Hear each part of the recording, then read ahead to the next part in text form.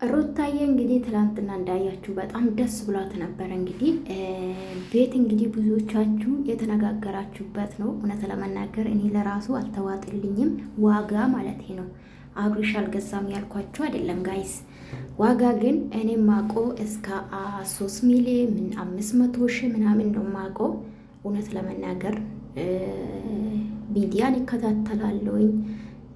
ከዛ ውጭ ግን የአብርሽ በጣም ነው ገረመኝ። ማለት እኔ አላቅም እንዴት የአንድ መኝታ ክፍል 5 ሚሊዮን 700 ሺህ እንደመጣ ግራ ነው የሚገባኝ። እውነት ለመናገር ምንም አልተዋጥልኝም። ብዙዎቻችሁ የተነጋገራችሁበት ነው። እግዚአብሔር ነው የሚያውቀው።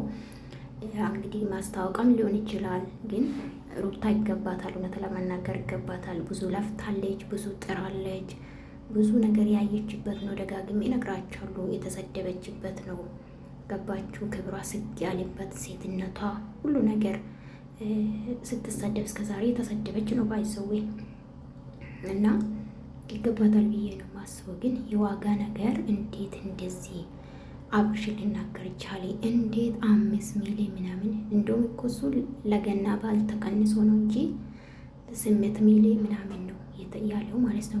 ግን ለገና ለበዓል ተቀንሶ 5 ሚሊዮን 700 ሺህ እንደዛ ነው የተናገረው። እና ብዙዎቻችሁ ንግግር እሱ ነው ጥያቄ ሆነባቸው። አብርሽ ማስታወቂያ እየሰራ ነው እንጂ ቤቱ ይሄን ዋጋ አይወስድም፣ ወይም ደግሞ በዚህ ዋጋ አይገኝም። ምንድነው ውድ ነው። እንዴት እንደዚህ ተናገር ያላችሁም አላችሁ፣ ውሸትም ያላችሁ አላችሁ። ማስታወቂያም ከሆነ ብዙዎቻችሁ በነገራችን ላይ ያላወቃችሁ ማለት ነው።